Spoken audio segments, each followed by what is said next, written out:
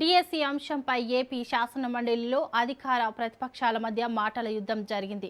డిఎస్సిపై అసెంబ్లీతో పాటు శాసనమండలిలోనూ చర్చించాలని YCP MLC Botsa Satyanarayana demand చేశారు. అవసరమైతే సభను పొడిగించాలని కోరారు. దీనిపై మంత్రి పయ్యావుల కేశవ్ స్పందిస్తూ డిఎస్సిపై చర్చకు ప్రభుత్వం ఎప్పుడు సిద్ధమేనని స్పష్టం చేశారు. అయితే ప్రజా సమస్యలపై చర్చించకుండా వైసీపీ కేవలం రాజకీయ లబ్ధి కోసం రచ్చ చేస్తోందని విమర్శించారు. ఈ క్రమంలో బొత్స సత్యనారాయణ పయ్యావుల కేశవ్ మధ్య మాటల యుద్ధం చోటు చేసుకుంది. ఒకే అంశం మీద డిఎస్సి మీద జరిగిన అవకతవకల మీద చర్చించాలి, సభలో చర్చించాలి, దాని మీద ఎంక్వైరీ జరగాలని చెప్పి నేను డిమాండ్ చేస్తున్నాను. ఇవాళ ప్రధాన పత్రికల్లో శాసనసభలో మాట్లాడారు అది మరి ఇక్కడ మాట్లాడడానికి ఎందుకు ఎందుకు ఆడుతున్నారో మాకు అర్థం అవట్లేదు. ఎందుకంటే వెనకెందుకు వేస్తారో మాకు అర్థం అవట్లేదు. వాస్తవ విషయాలు అక్కడ చెప్పిన ఇక్కడ చెప్పొచ్చు కదా, ఇది చెప్పొచ్చు కదా. దీని తర్వాత చేస్తామని చెప్పి విద్యామంత్రి గారు ఉన్నారు కదా, విద్యామంత్రి గారు చెప్పానండి. అక్కడ చెప్పిన ప్రకటనలు ఎక్కడైనా సరే బయటైనా ఇంటైనా ఎక్కడైనా మాట్లాడతామని చెప్పారు కదా, చెప్పండి ఆ మాట ఎక్కడ ప్రెసిడెంట్ సమాధానం చెప్పండి.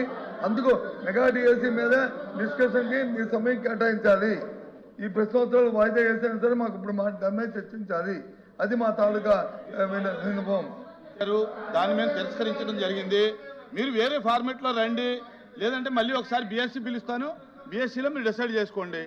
అంతే తప్ప మళ్ళీ మీ ఒక్కసారి దాన్ని అలౌ చేయడం జరగదు. ప్రతిపక్ష నాయకుడు లేస్తే కాస్త గౌరవ సభ్యుల్ని కొంచెం చైర్మన్ గారి మీద పడకండి, కాస్త హుందాగా పక్కకు జరగండి. వారు చాలా స్నేహశీలి, మనందరితో చైర్మన్ గారు బాగుంటారు.